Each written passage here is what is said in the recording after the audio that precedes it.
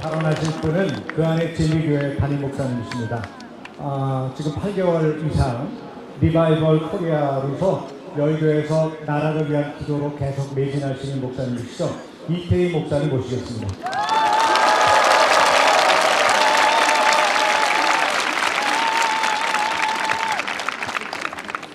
존경하는 한국교회 성도 여러분, 그리고 사랑하는 대한민국 국민 여러분, 그 안에 진리교회 이태희 목사입니다.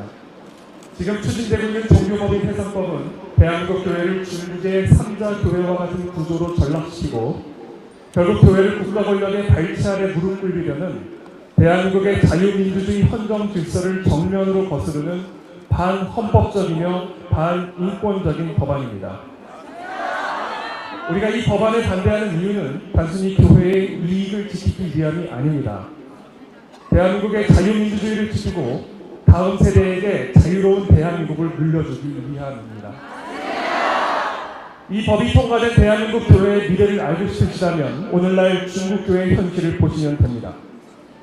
중국교회의 현재 상황은 어느 날 갑자기 만들어진 것이 아닙니다.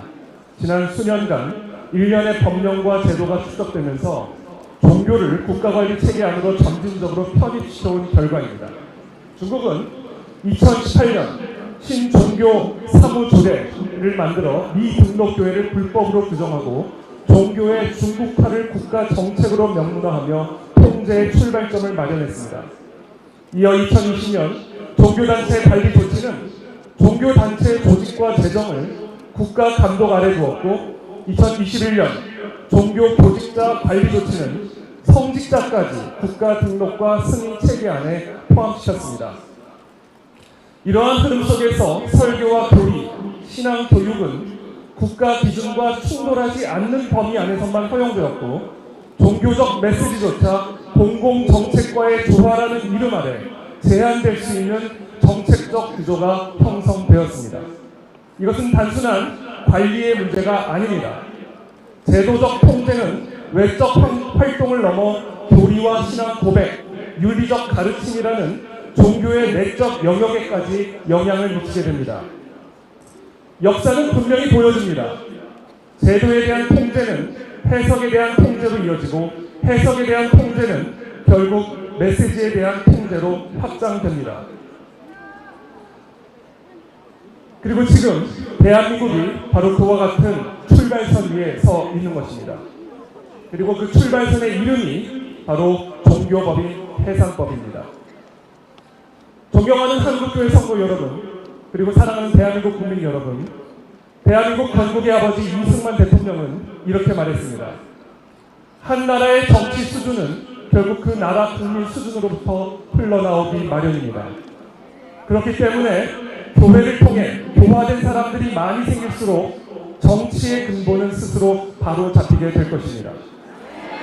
이것을 생각하지 않고 정치만을 고치고자 한다면 정치를 바로잡을 만한 사람도 없으려니와 설령 우연히 바로잡는다 할지라도 썩은 백성 위에 어찌 맑은 정부가 일을 할 수 있겠습니까?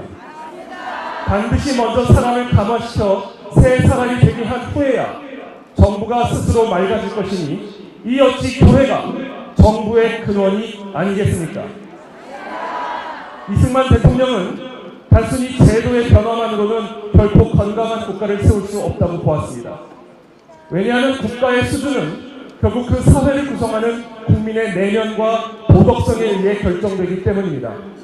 그래서 그는 백성이 먼저 변화되어야 정부가 바로 설 수 있다고 강조한 것입니다. 그리고 바로 그와 같은 변화를 만들어내는 중심에 교회와 신앙의 영역이 있는 것입니다. 이것이 바로 대한민국 건국 정신의 중요한 토대입니다. 다시 말해 교회는 국가의 통제 대상이 아니라 건강한 사회와 국가를 형성하는 근원적 토대인 것입니다. 그런데 지금 논의되고 있는 법안은 이 근본 질서를 정면으로 뒤집고 있습니다. 교회를 변화의 주체가 아니라 관리와 통제의 대상으로 전환하고 신앙의 영역을 국가 권력의 판단 아래 두려고 하고 있는 것입니다. 자, 이와 같은 시도는 이승만 대통령을 비롯한 대한민국 건국의 아버지들이 세우고자 했던 대한민국의 헌정적, 철학적 기초와 정확히 반대되는 방향입니다. 교회를 약화시키고 통제하는 것은 단순히 종교 영역의 문제가 아니라 대한민국이라는 국가의 도덕적, 정신적, 체제적 기반을 흔드는 문제인 것입니다. 그러므로 지금 우리가 이 자리에 모인 이유는 단순히 교회를 지키기 위한 것이 아닙니다. 대한민국을 지키기 위한 것입니다. 대한민국의 자유를 지키기 위한 것입니다. 대한민국의 미래를 지키기 위한 것입니다. 교회는 사회를 살리는 생명의 통로입니다. 그러므로 교회는 통제의 대상이 아니라 보호의 대상인 것입니다. 저는 마지막으로 다음과 같은 구호로 제 연설을 마치고자 합니다. 제가 먼저 선창할 테니 여러분들께서 큰 목소리로 따라 불러주시면 감사하겠습니다. 교회가 살아야 나라가 산다.